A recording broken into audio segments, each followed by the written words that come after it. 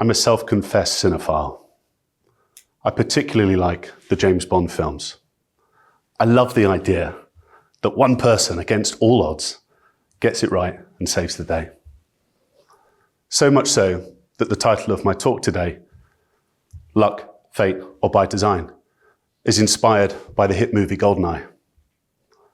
006 and 7 are breaking into a chemical weapons facility when Alec Trevelyan turns to James and says, "Half of everything is luck."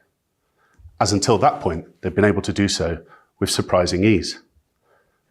Then an alarm sounds, and realizing the irony of his statement, Alec completes his sentence with, "The other half fate." I don't believe for one second that James Bond's success is down to luck or fate, but rather it's by design.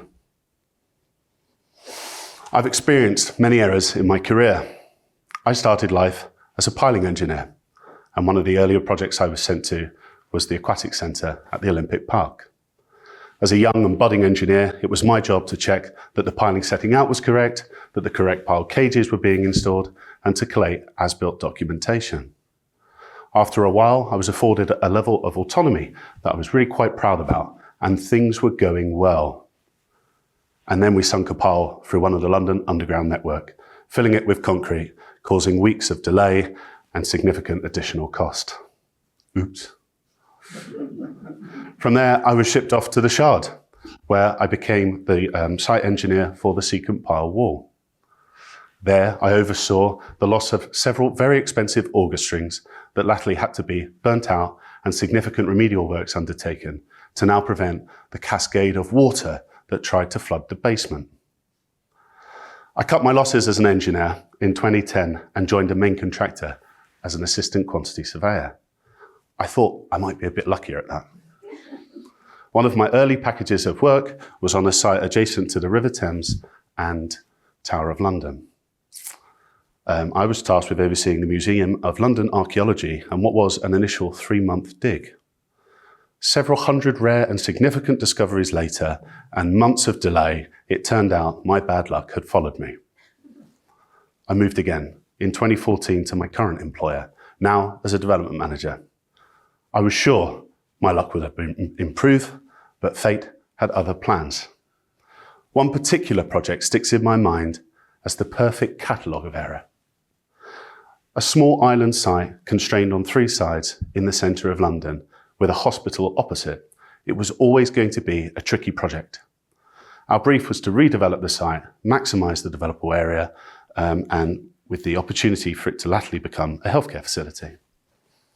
Things started well. We got planning permission and commenced works as scheduled. Then it began. The contractor's team, with whom we'd got to know, vet, and put a level of trust in, were immediately replaced as the building contract was awarded. It became obvious soon thereafter that the new personnel that had joined the project lacked the necessary experience to deliver the scheme, and that they had misunderstood the roles and responsibilities of the particular building contract, and they hadn't fully understood the design assumptions with which we'd had to use and adopt to develop the employer's requirements. As a result of a lack of site survey, the perimeter wall was installed incorrectly, which prevented the pile cap from being constructed. Once the pile cap had been constructed, all of the temporary works had to be revised, which prevented the basement dig. When we eventually bottomed out some 6 months later, the underslab drainage was cast in the incorrect position due to an outdated drawing and had to be broken out and redone. As a result of all of the earlier works, the basement box leaked and had to have significant remedial works undertaken.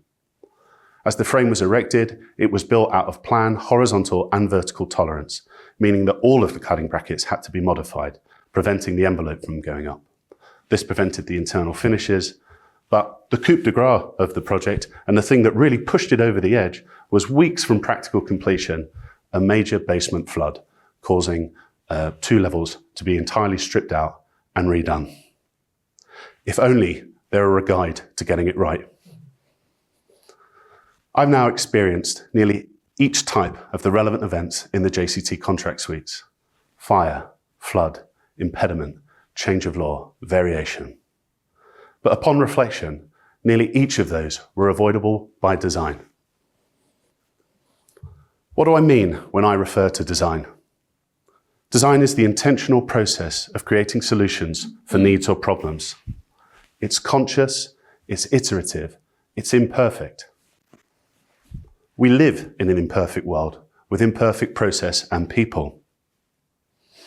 When the initiative was founded over 10 years ago, it identified that of the top 10 root causes of error, design related to 5 of them.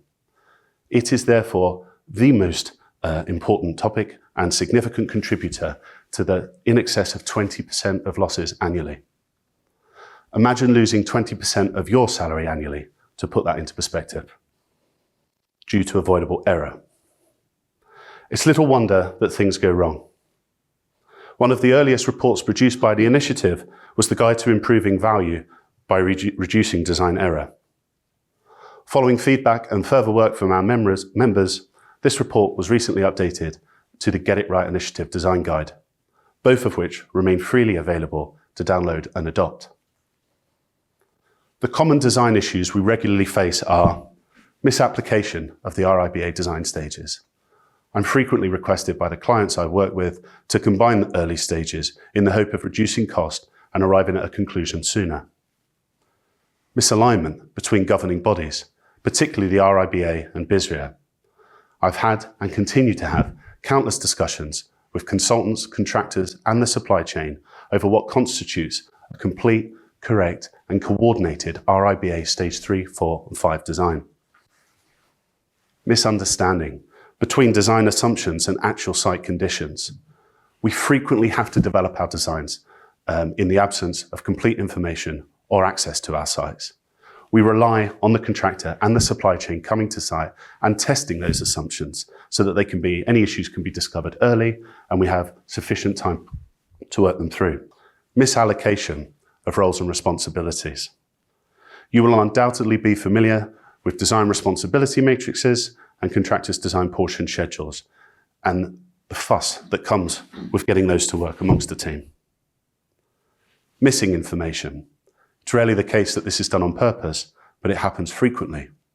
And finally, miscommunication. I'll say no more than refer to the 2 Ronnies, 4 candle sketches. What we say and how we say it matters just as much as what we don't say. So what's the initiative doing and why does it matter to you? We're a mature organisation that spanned a decade of change. We have a presence at some of the UK's largest infrastructure projects. Our collective of like-minded people who are prepared to share their errors and the processes that they are developing to avoid them.